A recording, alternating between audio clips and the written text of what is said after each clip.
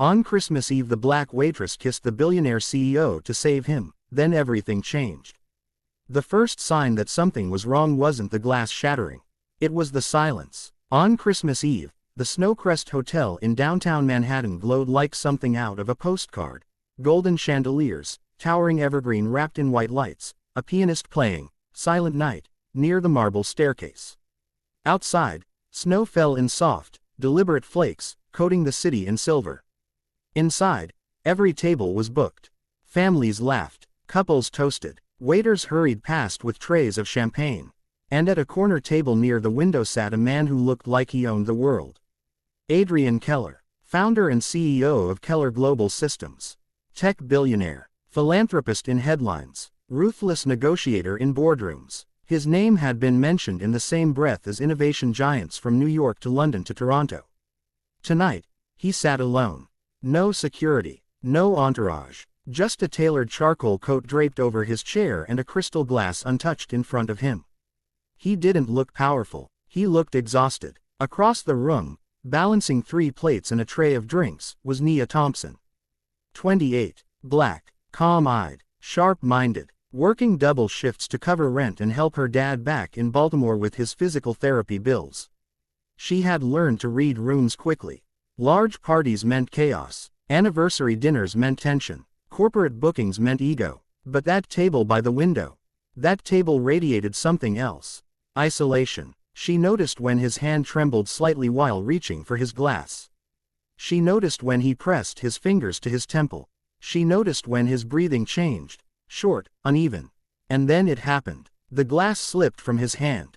It hit the marble floor. Shattered. The music stopped mid-note. Conversations froze. Adrian Keller swayed once in his chair before collapsing sideways. For half a second, no one moved.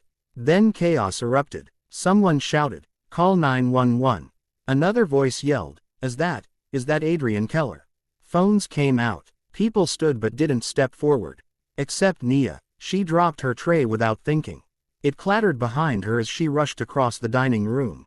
"Sir, can you hear me?" she asked, kneeling beside him. His skin had gone pale. His eyes fluttered but didn't focus. She checked his pulse. Weak, irregular. Her mind raced. Her mother had been a nurse. Nia had grown up around medical terminology, emergency drills, late-night phone calls. She had taken CPR training years ago, thinking it might help someday. She never imagined it would be on Christmas Eve. In a 5-star hotel. On a billionaire. "Move back," she ordered firmly. There was something in her voice that made people listen. She tilted his head back, checked his airway. He wasn't breathing properly. The manager stood frozen nearby. "Ambulance is coming," someone said. But Nia knew something crucial. Minutes matter. She began compressions. 1, 2, 3. Her arms shook but she didn't stop. "Stay with me," she whispered. His chest barely responded. Her heart pounded louder than the room. She leaned down, sealing her mouth over his. Breathing life into him. Once, twice, again. Someone gasped. Somewhere behind her, a camera flashed. She ignored everything. This wasn't about who he was. It was about the simple fact that a human being in front of her was slipping away. "Come on," she murmured. "Don't do this tonight." Another round of compressions. Another breath. And then, a sharp intake. A cough. His body jolted. Air rushed into his lungs like he'd been underwater too long. The room exhaled collectively. Paramedics burst through the doors seconds later. They took over quickly, lifting him onto a stretcher. As they wheeled him out, his eyes opened briefly. And locked onto hers. Confusion. Recognition. Something unspoken. Then the doors swung closed. Snow continued falling outside. The pianist never resumed playing. The news spread before midnight. Billionaire CEO collapses at Christmas dinner. Waitress saves tech mogul's life. Clips from shaky phone videos flooded social media. In some of them, you could see Nia leaning over him. In others, you could hear her voice telling people to step back. By morning, her name was trending. But she wasn't thinking about headlines. She was thinking about whether he survived surgery. Because the paramedic had said something quietly before leaving. Massive cardiac arrhythmia. If you hadn't acted, he hadn't finished the sentence. The next afternoon, The hotel manager approached her carefully. "There's a car outside asking for you." "I'm on shift," she said. "They said it's urgent." Outside, a black sedan idled. A man in a dark coat stepped out. "Ms. Thompson." "Yes, Mr. Keller would like to see you." She hesitated. Hospitals made her uneasy. But curiosity pulled stronger. The private wing of St. Vincent's felt more like a luxury suite than a medical facility. When she entered the room, Adrian Keller was sitting upright in bed. Color had returned to his face, but fragility lingered around his eyes. For a moment, neither of them spoke. "You saved my life," he said finally. His voice was deeper than she expected. Rougher. "You would have done the same," she replied quietly. He gave a faint smile. Most people didn't move. She didn't know how to respond to that. "I was told," he continued, "that my heart stopped twice before the ambulance arrived." She swallowed. "They said another minute might have," he trailed off. Silence filled the space. "I don't remember much," he said. "Just cold. And then, you." Her cheeks warmed slightly. "It was just CPR." He shook his head slowly. "It was not just CPR." He studied her. "You didn't hesitate." "No," she admitted. "Why?" She thought about it. "Because you were famous. Because cameras were recording. Because it would look heroic." None of that had crossed her mind. "Because you were dying," she said simply. Something shifted in his expression. "You didn't know who I was." "I knew you were someone's son," she answered. "Maybe someone's father. That's enough." He looked away briefly, absorbing that. "I've spent most of my life being known for what I built," he said quietly. "Not for who I am." She didn't respond. She didn't need to. He cleared his throat. "My board wanted to issue a statement. Offer you compensation." Her jaw tightened slightly. "I don't need money." "That seems to be a theme with you," he murmured. She tilted her head. "What do you mean?" "I asked my team to look into you," he admitted. Her posture stiffened. "Not in a threatening way," he added quickly. "I just wanted to understand the person who leaned over me when everyone else stepped back." "And," she asked carefully, "you work 2 jobs. You're studying part-time. Your father's medical bills are piling up." She crossed her arms slightly.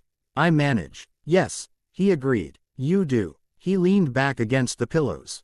"Do you know what it feels like," he asked slowly, "to wake up knowing you were seconds away from never seeing another Christmas?" She shook her head. "It rearranges things," he said. The room felt heavier. "Yesterday," he continued, "I was negotiating a merger worth billions. I missed 3 calls from my sister because I was too busy." His voice cracked faintly. And then suddenly, none of it mattered. Nia watched him carefully. For the first time, he didn't look like a CEO. He looked like a man who had glimpsed the edge. "You gave me time," he said. "Time I didn't earn." She shifted slightly. "You don't owe me anything." "I disagree." He pressed a button on the bedside table. His assistant entered quietly, placing a folder on the side table before leaving. "I established something this morning," Adrian said. She frowned. "Established what?" "A cardiac emergency training foundation. Free CPR certification programs in underserved communities. Starting in Baltimore." Her breath caught. "For my father?" she asked softly. "For everyone," he replied. "But yes, including him." She stared at him, searching for ego in his tone. She found none. "And there's more," he added. He slid the folder toward her. Inside were documents. Scholarship endowments, medical debt relief grants, a paid position, Director of Community Outreach, for someone who understood what it meant to act without hesitation. "I don't want to be a symbol," she said quietly. "You won't be," he replied. "You'll be the reason." Tears threatened but didn't fall. "You could have died," she whispered. "Yes, and instead, you're changing things." He held her gaze. "I built my company by calculating risk," he said. "You saved me without calculating anything." Snow began falling again outside the hospital window. Soft, steady. "Why did you really come to the hotel alone?" she asked suddenly. He hesitated. "My wife passed away 3 years ago," he said finally. Christmas was her favorite. The weight behind his words settled in the room. "I didn't want to sit in that house by myself." So he had chosen a crowded place to feel less alone. She understood that more than he realized. "You shouldn't spend next Christmas alone," she said gently. He smiled faintly. I wasn't planning to. Weeks later, the foundation launched quietly. No dramatic press conferences. No staged photo ops. Just training sessions in community centers. Free AED installations in small restaurants. Workshops led by volunteers who once thought emergency skills were out of reach. And at the first Baltimore event, Adrian stood beside Nia, not as a headline, but as a participant. He fumbled slightly during his CPR demonstration. She corrected his hand placement with a small laugh. The crowd applauded when he finished. Not because he was a billionaire, but because he was trying. That night, after the event ended and the chairs were stacked away, they stood outside under a street lamp. Strange, he said. What is? That the most important deal of my life happened on a restaurant floor. She smiled softly. Stranger things have happened on Christmas Eve. He looked at her differently now. Not as a rescuer, not as a waitress, but as the person who had stepped forward when everyone else stepped back. Snowflakes caught in her curls. You didn't just save my life, he said quietly. You changed it. And somewhere in the distance, church bells began to ring again.